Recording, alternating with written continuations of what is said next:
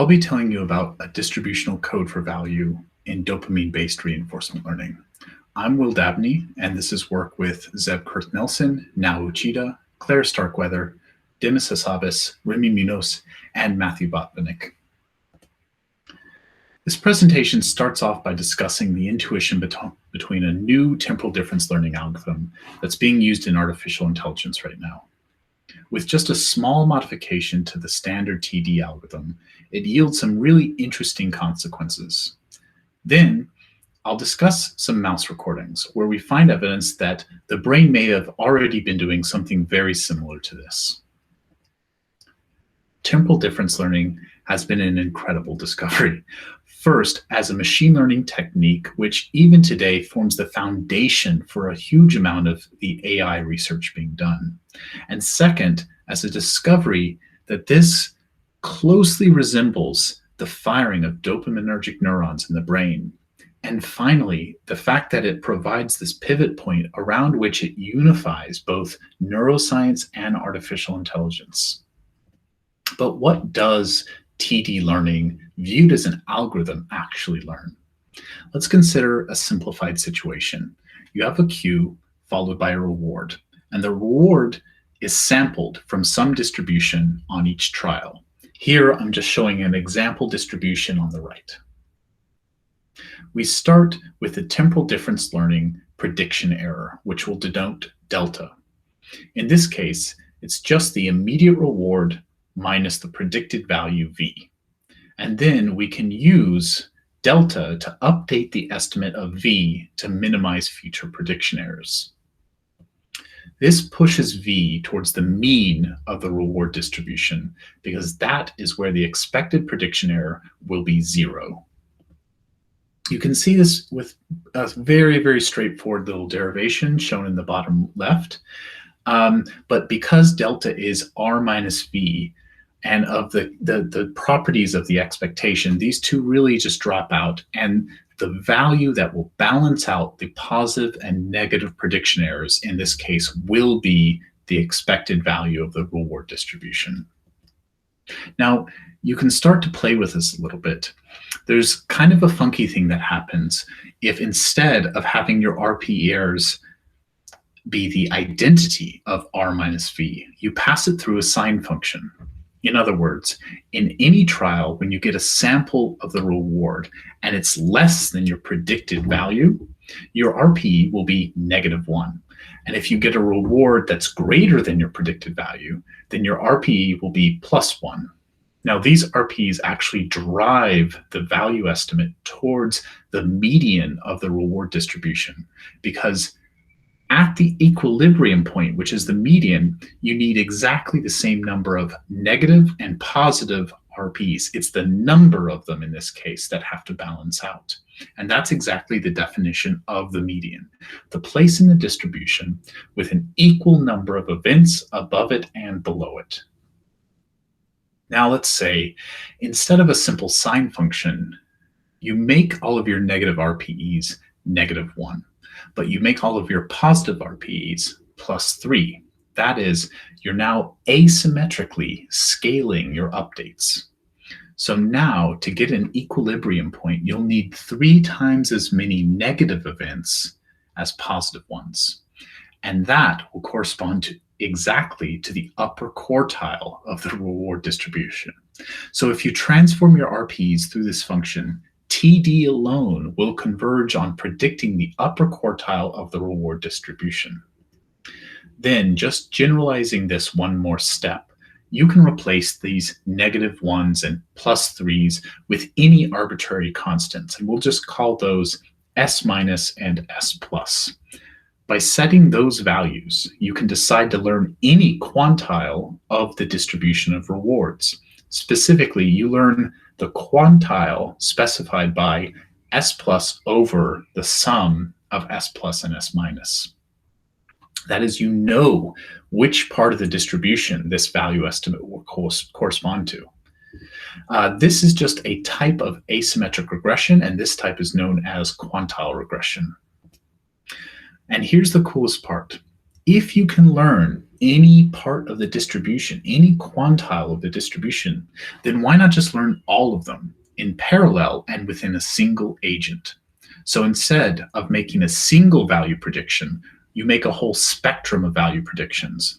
Here we'll denote them V sub I, and each V sub I will be paired or will correspond to a different S plus and S minus, which we can now denote as an SI plus and an SI minus, which will cause it to be tuned to find a different quantile of the reward distribution. Just using TD learning now, you'll end up learning the whole distribution over rewards. Not just the mean or the variance, but you can actually capture modes and the overall shape of the distribution. One more important thing, if instead of step functions, you have prediction errors that are linear in R minus V, or let's say piecewise linear, where the positive and negative domains are scaled asymmetrically. So it's linear and positive and linear and negative, but their slopes can be different. You're not learning the quantiles anymore. You'll end up learning something called the expectiles. I won't go into too much detail exactly about what expectiles are, but you can think of them as being like quantiles are to the median, expectiles are to the mean. They're asymmetric least squares estimators. And it's still true that the set of expectile, the full set of expectiles, fully encodes the distribution in the same way that the quantiles do. In fact, this overall property of encoding the distribution holds true for any of the monotonic functions that you would put your RPEs through. So to keep some generality, we'll just refer to these things in terms of optimism and pessimism. And so what we mean is that when you're overweighting the positive prediction errors, we'll just say that this is an optimistic value estimate. And when you overweight the negative prediction errors, we'll call this a pessimistic value estimate. This work and the algorithms that we're talking about were really based on these two papers from artificial intelligence. So please do check them out if you want more details. So putting this all together, we know from previous work already that there is heterogeneity in the responses of dopaminergic neurons. The distributional TD model proposes an explanation. It proposes that unlike in TD, these cells are actually reporting an asymmetric RPE and doing so against different value predictions. It says that the different asymmetric scaling functions directly give rise to these different value baselines, and that together they result in a distributional code of value. In artificial intelligence agents using neural networks, these algorithms significantly help with empirical performance. This graph is comparing the performance on 57 Atari games. The black line is the original DQN agent from DeepMind's first Nature paper. The red line is the same network architecture, same algorithms, everything's the same, except that instead of predicting a single value per action, it predicts an entire spectrum of values, all trained with different asymmetric scalings, different relative scalings of the positive and negative prediction errors. When this result was first published, it was the largest improvement in performance over DQN of any other algorithmic improvement in the years since DQN's publication. Over the last couple of years, we've seen the distributional reinforcement learning algorithms can produce very significant performance improvements over equivalent agents, which learn only the mean value. Surprisingly, this happens even when the behavior of the agent is based only on the mean. So even if you collapse this distribution back to a mean before you act, these performance improvements are still there. Here, I'm showing a nice example of a distributional RL agent that's learning in a Mujoku environment to control this humanoid figure to get it to traverse an obstacle course. Notice that as the agent moves towards the gap in the platforms, its predicted distribution of future rewards splits to become bimodal. It doesn't know what's going to happen. It's unsure whether it will succeed in the jump or fall between the platforms. And we can almost feel its relief when it finally lands safely on the other side and see that its distribution and its future beliefs suddenly peaks and the future looks bright. For this obstacle course domain, here we can see a learning curve comparing distributional RL agent with a mean value agent. As in Atari, we see significant improvements in performance due entirely to learning the distribution instead of only the mean. These exciting results in artificial neural networks got us wondering, could the brain be doing something similar to distributional TD learning? The distributional TD model makes some specific predictions, and they differ from those of the classic TD model. Specifically, these will show up in how they explain individual cell reactions, not so much in the overall aggregate of the entire population. The most obvious prediction to start with is that there should be multiple distinct value representations occurring at the same time, both optimistic, pessimistic, and neutral simultaneously. To test our predictions on real data, we needed to look at individual cell recordings while animals performed a task with probabilistic outcomes. We collaborated with Nao Uchida, and it worked out extremely well that they had some data from 2 tasks that were really perfect for this type of question. We made use of these 2 probabilistic Pavlovian tasks, one which varies the magnitude of rewards and one that varies the probability of being rewarded. We'll start with the first task. In each trial, the mouse smells an odor cue, and then 1.5 seconds later, a reward appears. The reward's magnitude is drawn at random independently in each trial from 7 possibilities, but the odor itself doesn't predict the size of the reward. It's just one odor for all trials. So until the moment of the reward actually being delivered, there's a lot of uncertainty about the magnitude of reward that's about to occur. Again, for both models, if you view everything in aggregate, then they're making essentially the same prediction. If the mouse receives a reward that's bigger than average, the overall population should increase its firing. Similarly, if the mouse receives a reward below average, the overall population should lower firing. On this, the 2 models agree. They disagree on what the individual cell responses will be, and that's what we're going to look at now. So I'll be showing some figures formatted in this type. So let me explain exactly how to read them. Each horizontal row is one simulated cell. So we've simulated 16 cells in this plot. The x-axis is the RPE in response to each of the 7 different reward magnitudes corresponding to these 7 different colors. Blue is the smallest, red is the largest. Finally, the vertical black line denotes the 0 RPE point. The magnitude of reward required for a cell to cross this point of 0 RPE is its 0 crossing, where it goes from positive RPE to negative RPE. And this we take as a signal of the value prediction that this cell is listening to. So just as you'd expect, every cell in this simulation fires positive RPEs for these magnitudes above the mean and negative RPEs for those magnitudes below the mean. This is what TD predicts, and it's a fundamental lack of diversity in those 0 crossings. Now, with the exact same simulation, except each cell has a different relative scaling of positive and negative RPEs, now we see some cells cross the 0 point at a large reward magnitude. They're disappointed by even the big rewards, while other cells cross 0 at small magnitudes, as they're positively surprised even by small rewards. Just to dig into this a little bit more, because it's a pretty significant difference, those cells that we'll call optimistic, they are listening to a value prediction that is optimistically biased. It is larger than the mean, significantly larger than the mean.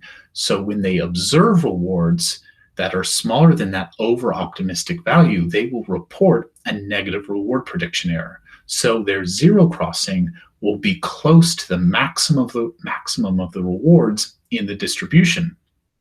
By contrast, the very pessimistic cells, they're listening to a pessimistic value prediction. So the error they're going to report will most often be positive because they're listening to such a pessimistic prediction. Finally, here's the real data from the mice. These are single unit dopamine recordings with optogenetically verified neurons. The x-axis is just the mean baseline subtracted firing rate in response to those rewards. And the dopamine cells look remarkably similar to that of the distributional model. The different cells have zero crossings that truly span the entire distribution of rewards. So you might ask, couldn't this just be noise? One way to check this is by estimating the zero crossings for each cell multiple times in independent partitions of the data. When we did that, we saw that the estimates from different partitions are highly correlated with each other, which was pretty convincing that there's a real systematic diversity between cells in terms of what predictions they're actually listening to. Zooming in, these are spike rasters from 2 example cells, only showing the trials for the 5 microliter reward. Time is on the x-axis. Zero time is at the moment of reward delivery, and it's marked with this black arrow. One slight complexity in some of these analyses is that there's an audible click when the liquid reward starts to be delivered into the spout, and that causes this initial non-specific transient that we excluded from the analysis by only considering the shaded blue region. It's nice to note that these 2 cells are in fact from the same animal. Despite that, the one on the left is reporting a positive RPE, and the one on the right is reporting a negative RPE, both in the same animal in response to the same reward magnitude. Now, I'll turn to our second task. In the first task, we saw that dopamine neurons vary in their degree of optimism over reward magnitudes. In this task, we'll look at their response in terms of probability of the reward. Here, the mice were trained on 3 odor cues, indicating a constant juice reward would occur with some probability 90, 50, or 10% of the time, which depends on the cue. The key difference between the predictions made by TD and distributional TD is in how they predict cells should respond to that 50% cue. TD predicts all the cells should respond with a consistent interpolating response between their response to the 10 and the 90. Whereas distributional TD predicts that some cells, which we'll call pessimistic, should significantly underestimate the probability of that reward when it sees the 50% cue, and as a result, fire much more like their response to the 10% cue, and vice versa for those which we'll call optimistic. Importantly, I want to highlight that, again, distributional TD does not say there would be no neutral responses that look like classic TD, only that in addition to those, we should see the responses of both pessimistic and optimistic predictions. Here, we show the simulation results for TD and distributional TD. Under TD, all simulated cells respond to the 50% cue as though interpolating between their responses to the 10% and 90% cues. That's what we're showing with these 3 figures, whether the response is classified as pessimistic, neutral, or optimistic, and for those in each category, what the change in responses are for the 10, 50, and 90% cue. On the far right, we see their variation in T statistics to the 50% cue. We see that for TD, these fall well within what would be expected by chance. On the other hand, in the distributional TD model, this variation in response to the 50% cue varies widely beyond what we'd expect. Instead, when observing the 50% cue, we can clearly see some cells that appear to underestimate the probability of reward, and those fall into the pessimistic figure, whereas others overestimate the probability of reward and fire as though they're seeing the 90% cue. Those we've put into the optimistic panel. Now, we compare these against the real data, which is the dopaminergic activity after the animal observes the cue.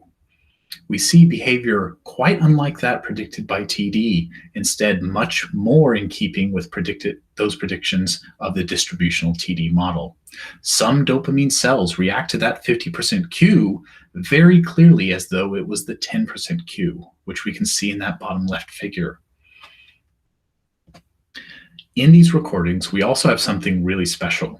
Shown here, we have simultaneous recordings within the same animal of 4 dopamine neurons. In these figures, the x-axis is time, with 0 being the onset of the odor, and the y-axis is the baseline subtracted firing rate. Each color denotes a different cue, and we see very clearly that the response to the 50% cue in blue in the top 2 figures is much more like that of the 90% cue. That is, these cells are optimistic. On the other hand, the bottom 2 cells, the 50% cue is almost identical to its response to the 10% cue. The bottom 2 cells give us an example of pessimistic cells. So looking back at our first prediction, at least tentatively, we might be able to say that different dopamine cells do indeed listen to different parts of the reward distribution. That's kind of an interesting observation all on its own, but distributional TD makes a stronger prediction as well. In the model, the different levels of optimism are caused by cells asymmetrically weighting their positive versus negative RPEs.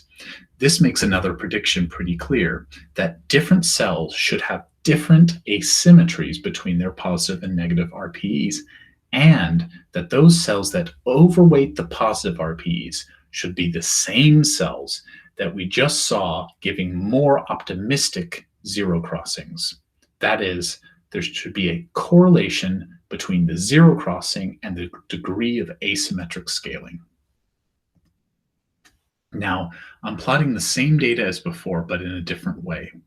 Each of these panels is a different cell, with the y-axis showing baseline subtracted firing in response to the reward, and the x-axis giving the reward magnitude being delivered, minus each cell's individual zero crossing point. In other words, we've just taken the raw data and horizontally aligned it for each cell to their response so that they all fall through the origin. Then for each cell, we can fit 2 lines independently, one on the positive domain and one on the negative domain. And that gives us these 2 slopes for each cell, for which we'll use the same notation and call these S plus and S minus. We're only really interested in the relative slope, though, this quantity which is S plus over the sum of S plus and S minus. This value can vary between 0 and 1. So in general, we'll just refer to this as the asymmetry. But if you recall, this corresponds to which of the expectiles of the distribution we're actually looking at.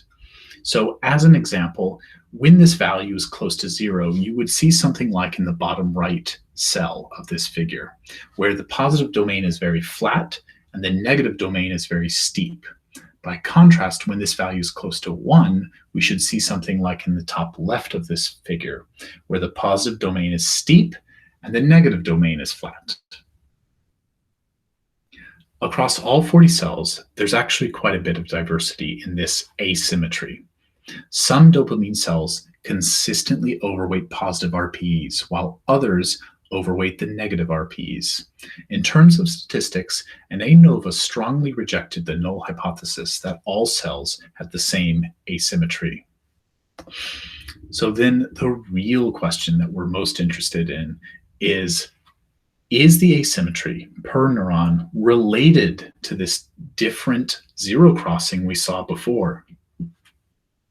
Do these 2 results figures actually correlate with each other as predicted by the model? Indeed, they do. There is a very strong correlation. In this plot, each point is a cell with the asymmetric scaling giving you the x coordinate and the zero crossing giving you the y coordinate. You can actually even see this right in the raw data. Here, we plot the responses of all 40 dopamine cells superimposed on each other. The only processing is to horizontally align the zero crossings as before and divide each cell's response by its own S- value, that negative domain slope. This means that the variability you see in the positive domain is entirely due to the ratio of positive to negative slope. We then color code them by their zero crossing. And what jumps out is that the red optimistic cells are the same exact ones that amplify their positive RPEs. Here we see that correlation viscerally. So for prediction 2, we see evidence that this correlation between asymmetric scaling and zero crossings does exist.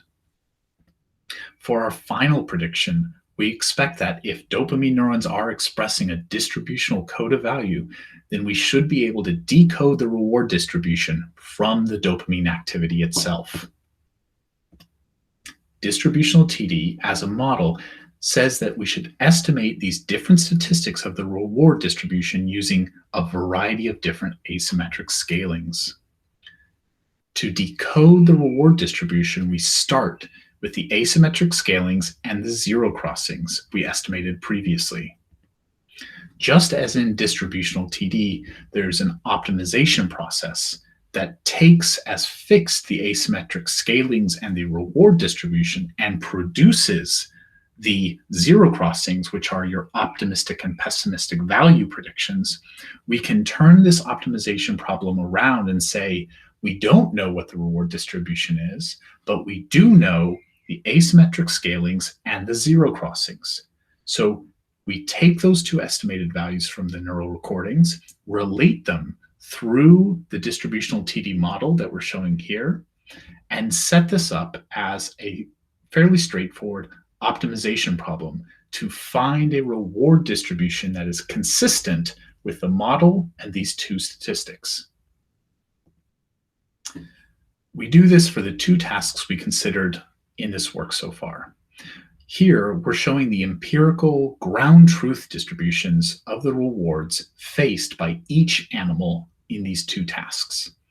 On the left, we have the variable magnitude task with a kernel density plot of the 7 different rewards being shown. On the right, we have the same, but for the variable probability task. In the probability task, notice that there are only 2 outcomes, rewarded or not rewarded, but there are different cues that indicate different probabilities of these occurring. Now, we show the distributions being decoded from the actual neural recordings with no access to the ground truth distributions themselves. Notice that this captures the multimodal structure in the distribution on the left and is fairly accurate at representing the relative probabilities of reward or no reward in the 50% Q on the right. Finally, I should mention that the distribution decoding procedure is stochastic. In these figures, I'm showing 5 different decodings for the real data on the left and 5 different decodings from a simulation on the right. The thick blue line shows the average of these 5 decodings, but any individual one can vary fairly significantly. This is both because of the noise in the estimates and that given only a finite number of statistics, there will always be multiple distributions that are consistent with that set of statistics. That's just to say that the optimization procedure we have for the decoding can have multiple solutions when there's a finite number of neurons representing the distribution. With that, I'd like to thank you for listening, and even more, thank my amazing co-authors for their hard work that made all of this possible. Thank you very much.